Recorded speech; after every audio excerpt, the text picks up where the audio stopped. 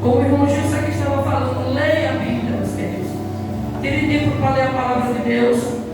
Se você colocar assim no relógio, você vê a hora que você sentou na mesa ou no quarto, quando você preferir ler a palavra de Deus. E quando você se aprofundar nas escrituras, quanto mais você começa a ler, você percebe que o relógio passa de minutos, de segundos. Louvado seja Deus.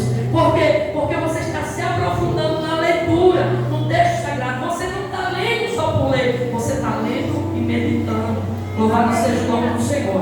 Aleluia. Glória a Deus. E este capítulo do Atos dos Apóstolos que nós acabamos de ler vai falar acerca de um coxo. Um coxo que foi colocado ali na porta do templo chamada Formosa. Era a porta do templo de Salomão, que Salomão fez ao Senhor. E era por muitas pessoas passaram aquele lugar. Por quê? Porque a Bíblia diz que eles oravam 3 vezes por dia. Eles tinham o costume de ir ao templo frequentemente, à igreja. E oravam 3 vezes por dia. Quantos oraram, pastora? Eles oravam 9 da manhã, 3 da tarde e ao pôr do sol, meio-dia, 6 da noite. Diz aí, é uma vida de oração. É como Daniel, ora 3 vezes ao dia. Louvado seja Deus. Mas pastora, eu não oro 10 minutos. Negócio difícil. Pastora, eu não oro 15. Ei, negócio misericórdia. Tem que orar, irmãos. Nós temos que orar. Nós temos que dedicar tempo ao Senhor. Às vezes nós dizemos, eu não tenho tempo, sou muito ocupado. Louvado seja Deus. Mas se nós pararmos para refletir, tem coisas na nossa vida que a gente desgasta o nosso tempo com coisas desnecessárias, com coisas que não edificam a nossa vida. Louvado seja o nome do Senhor. Aleluia. Então, se nós quisermos se aprofundar na oração, na presença de Deus, nós precisamos dedicar tempo à oração. E a Bíblia vai dizer que a hora que Pedro e João subiram ao templo para orar, era a hora sexta, às 3 da tarde. Eles subiram para a hora do culto, a hora de oração do culto, às 3 da tarde. E aquele homem coxo que estava mendigando, ele preferiu ficar naquela porta chamada Formosa. Por quê? Porque passavam muitas pessoas por ali e com certeza a intenção dele era adquirir esmola. Glória a Deus. Aleluia. E a Bíblia diz que vai lá em Pedro e João. Aleluia, Deus. Vão no templo, vão orar, vão buscar a Deus, a constante oração. Louvado seja o nome do Senhor. E a Bíblia diz que quando eles chegam perto daquele coxo, a Bíblia diz que eles olham para Pedro e João e pedem uma esmola. As pessoas aqui do Rio Grande do Norte têm o costume de bater na nossa porta, Dona Maria, me deu uma esmolinha. Aí você diz, meu filho, mas o que me der serve. Louvado seja o nome do Senhor. Aleluia. Pode ser qualquer coisa. Louvado seja Deus. Aquele coxo estava lá, esperando receber uma esmola. Só que a Bíblia vai dizer que Pedro e João fitou os olhos nele e disse, olha para nós. E a Bíblia diz que quando ele olha a Pedro e João, Pedro cheio da ousadia, e disse, eu não tenho ouro, eu também não tenho prata, mas o que eu tenho, isto eu te dou. Em nome de Jesus Cristo de Nazaré, levanta e anda. Pegou ele pela mão, levantou aquele homem. E a Bíblia diz que os seus tornozelos se firmaram. E a Bíblia diz que quando aquele homem viu que estava curado, começou a saltar, a pular. Louvado seja o nome do Senhor de tanta alegria. Glória a Deus. E entrou no templo louvando e bendizendo o nome do Senhor por Pedro e João. E a Bíblia diz que quando aqueles irmãos que estavam ali para adorar a Deus, viram aquele homem saltando, dando glória, dando aleluia, louvando e bendizendo o nome do Senhor, a Bíblia diz que bateu grande temor naquelas pessoas, porque aquelas pessoas conheciam aquele homem. Aquele homem, irmãos, a Bíblia vai dizer que ele estava ali há mais de 40 anos. Aleluia. Glória a Deus. Que ele pedia esmola. Ele era coxo desde o ventre da sua mãe. E a Bíblia diz que quando eles veem eles ficam maravilhados, mas batem um temor também muito grande. Louvado seja o nome do Senhor. E a Bíblia diz que eles ficam admirados, achando que Pedro e João, porventura tinha sido eles que tinham operado aquele milagre. Aí Pedro, cheio de ousadia, disse: vocês estão achando que fomos nós que fizemos este milagre na vida de João? Não. Foi Jesus. Aleluia, Deus. Foi ele. Aleluia. Aí Pedro começa a dar um sermão, dizendo: Jesus, que vocês crucificaram com Jesus, que Pilatos queria soltar ele, mas vocês preferiram escolher Barrabás, o homicida, e mandaram crucificar ele. Foi este Jesus que morreu, mas que ressuscitou, está vivo, e nós somos testemunha deles. Aleluia. Louvado seja o nome do Senhor. E aquelas pessoas, eles começam a absorver o sermão de Pedro. Aleluia. E a Bíblia diz que ele começa, depois que ele fala o que eles tinham feito, ele começa no versículo 19, dizer: arrependei-vos e convertei-vos, para que sejam apagados os vossos pecados. Irmão, só existe um pecado que Deus assim não pode perdoar. Ó, pastora, blasfêmia. Blasfemar no Espírito Santo de Deus. A Bíblia diz que não há perdão para este pecado. Pastor, o que é blasfemar? Insultar o Espírito Santo. Louvado seja o nome do Senhor. Então, quando alguém insulta, critica o Espírito Santo, a Bíblia diz que este pecado, ele não tem perdão. Glória a Deus. Aleluia. Mas fora deste pecado que o ser humano comete, a Bíblia diz que o ser humano se chegar a Deus, se arrepender, se humilhar, arrependei-vos, de se apartar do pecado. Louvado seja o nome do Senhor. Foi o que Jesus disse para aquela mulher que foi pega em adultério em João capítulo 8. A Bíblia diz que lá no livro de Levítico ou Deuteronômio, se não me falha a memória, que é da lei, quando a mulher fosse pega em adultério junto com o homem, ambos os dois tinham que ser levados para fora do arraial e morto, apedrejado. Foi a ordem de Deus dada a Moisés. E eles levam, os líderes religiosos levam essa mulher de Jesus. Eu vou voltar para o texto do Correio, mas eu deixo o Senhor me guiar, porque Ele sabe a necessidade que nós temos. E eles levam aquela mulher arrastando até Jesus e diz: olha, Jesus, esta mulher foi pega em adultério. A lei de Moisés diz que tem que ser apedrejada. E o Senhor, o que diz? Jesus conhecendo a intenção do coração deles, como Jesus conhece a nossa. Aleluia. Irmãos, ninguém engana a Deus.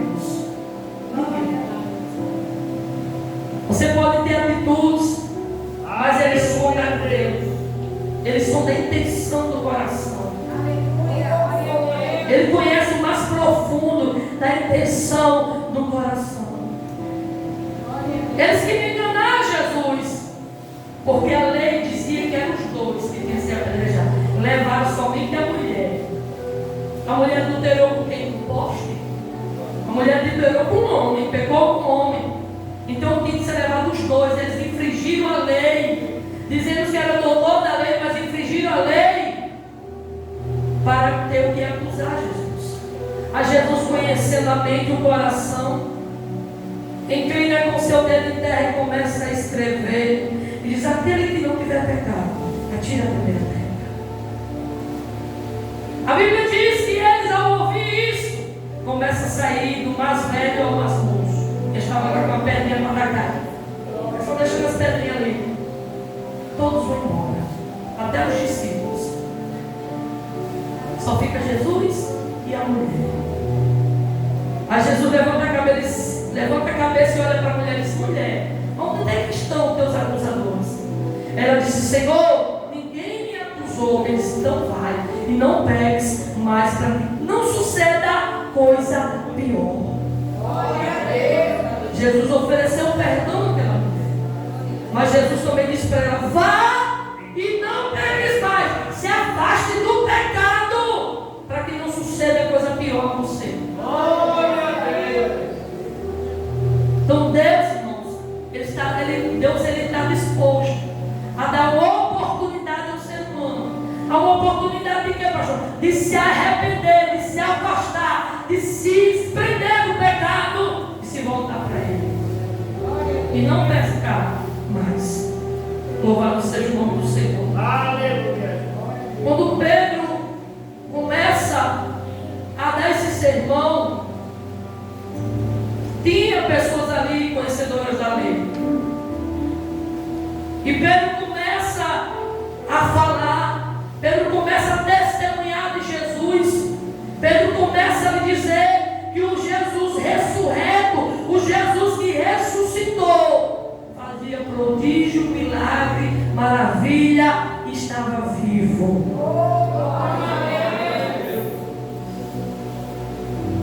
E a Bíblia vai dizer que eles levam Pedro e João perante o sinédrio para interrogar o que é que eles tinham feito para aquele homem estar andando, que nome eles tinham usado, que eles tinham sucedido para que aquele homem que há 40 anos estava coxo, era coxo, estava ali pulando, saltando e louvando a Deus. Aleluia. A Bíblia diz que eles vão interrogar Pedro e João. Glória a Deus. O sinédrio interroga. E Pedro e João, cheios do Espírito Santo de Deus, se vai dizer: o Jesus que vocês permitiram, que foi crucificado, que morreu, que ressuscitou, que o seu corpo não está apodrecendo dentro do túmulo, não, ele ressuscitou, ele está vivo, ele reina.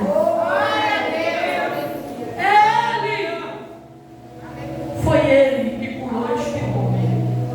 Foi ele que fez isso. Aleluia. Hoje, muitos vasos, profetas, profetizam.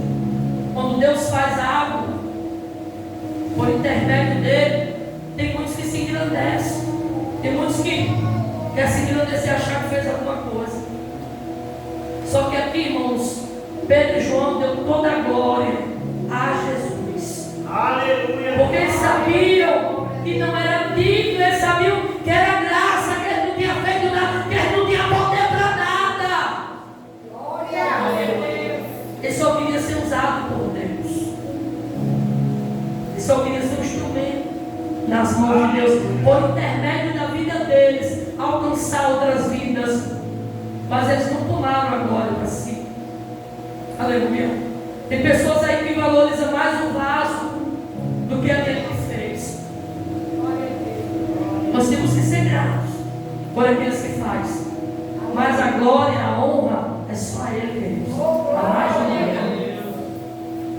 Aleluia. Porque Deus não divide a sua glória com ninguém. E a Bíblia diz que quando eles ouviram Pedro testemunhar, eles ficaram maravilhados. Por quê?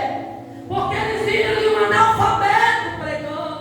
Eles viram ali um doutor pregando. Um homem que era pescador de peixe. Um homem que outrora lá atrás tinha negado Jesus. Glória a Deus.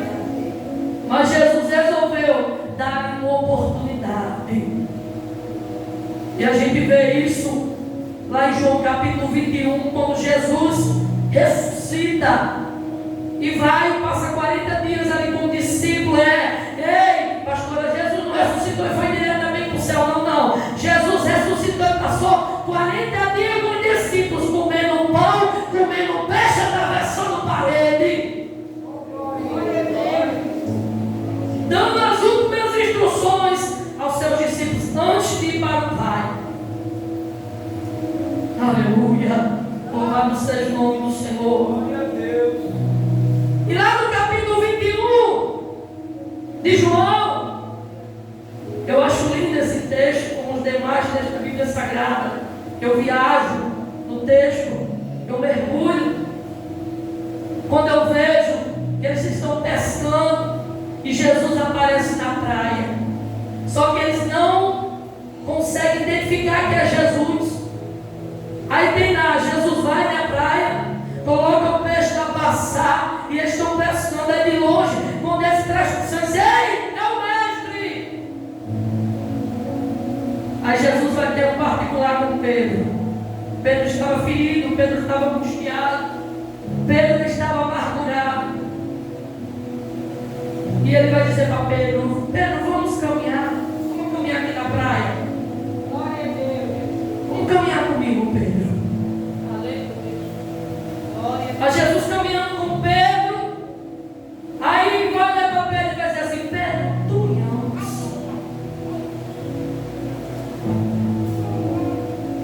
Pedro vai dizer para Jesus: eu te amo, Senhor. Aí Jesus caminha mais um pouquinho, para e olha para Pedro e diz: Pedro, tu me amas. Pedro diz: Senhor, eu te amo. Já começa a mexer na ferida de Pedro. O galo cantou, negou lá 3 vezes atrás. Aí Pedro já começa a chorar, creio eu. Jesus estava mexendo na ferida para curar, irmãos. Porque quando Jesus mexe no nosso passado, não é que ele quer nos acusar, não. Ele mexe é para curar, é para restaurar. A Jesus olhar novamente para dizer: Pedro, tu me amas. Ele vai dizer: Senhor, tu sabes que eu te amo. Ele vai dizer: apacenta ovelha. Por que, queridos? Porque aquele homem viveu coisas com Jesus que muitos não viveram. Aquele homem viu coisas que muitos não viram. Aquele homem ouviu coisas que muitos não ouviram. E aquele homem vai estar aqui em Atos capítulo 3, cheio de ousadia, cheio de coragem, cheio de intrepidez, cheio de autoridade para pregar esta palavra. Um homem que não sabia grego, não sabia nem o ó, só conhece o porque é redondo, mas cheio do Espírito Santo, pregando a palavra. Aleluia. E mais ainda, fazendo prodígios, milagres, no nome de Jesus. Deus mudou? Não. Deus é imutável, Ele não muda. Quem muda, pastora? Somos eu e você. Nós mudamos, mas Deus não muda. Deus continua curando, Jesus continua batizando com o Espírito Santo, Jesus continua salvando, Jesus continua renovando, Jesus continua restaurando. Todas essas coisas. Aleluia. Só basta nós dar. Quando nós damos lugar, aí o Espírito Santo tem como trabalhar nas nossas vidas. O Espírito Santo de Deus, Ele não quer que eu e você venham para a igreja, fique somente esquentando os bancos da igreja, não. Volte para casa do mesmo jeito, não. Ele quer que nós venhamos aqui neste lugar ofertar a Ele e saia daqui cheios da graça, da misericórdia, da presença dEle. Não é por um pouco de tempo, não. É para a vida toda. É para a semana, é para o mês, é para o ano. Enquanto nós vivemos, o poder de Deus não está disponível para nós apenas por minutos, por segundos. Foi o que Elias teve lá no Monte Carmelo, quando desafiou os profetas de Baal e Azera. Qual é o Deus de Israel? Responderá com fogo. Vamos lá para o Monte Carmelo. Vamos ver qual é o Deus sobre Israel. A Bíblia diz que depois que Elias pediu fogo do céu, Deus mandou fogo do céu, consumiu o holocausto, lambeu a água que estava sobre o holocausto, caiu fogo do céu, viu tudo aquilo. Elias vai para dentro de uma caverna. Mas espera aí, pastor, um homem que viu fogo do céu caindo, coisa sobrenatural, vai para dentro de uma caverna, com medo das ameaças de Jezabel. Glória a Deus.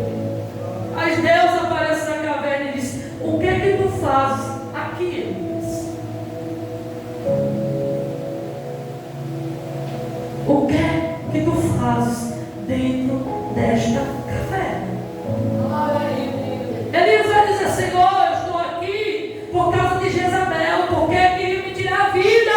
Aí Deus disse: sai para fora. Jesus não quer você na caverna. Jesus não quer dar apenas minutos, segundos da sua presença a nós, não, queridos. Ele quer que a presença dele seja real todos os dias da nossa vida. Aleluia. Elias achou que era só o Deus que tinha que cair fogo do céu. E quando Deus manda Elias sair para fora, a Bíblia diz que passa o vento. E Deus não estava no vento. Quem me ouve, diga amém. Amém. Mastiga a palavra e vai deixando descer aí, em nome de Jesus. Depois que passa o vento, Deus manda um terremoto. Que as penhas se abrem. Só que a Bíblia diz que Deus não estava no terremoto.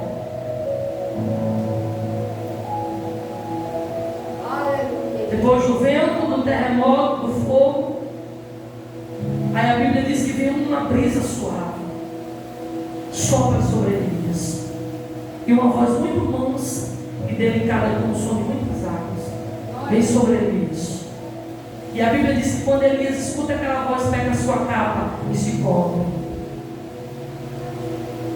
Deus estava dizendo para Elias: Elias, eu não sou Deus do momento, eu sou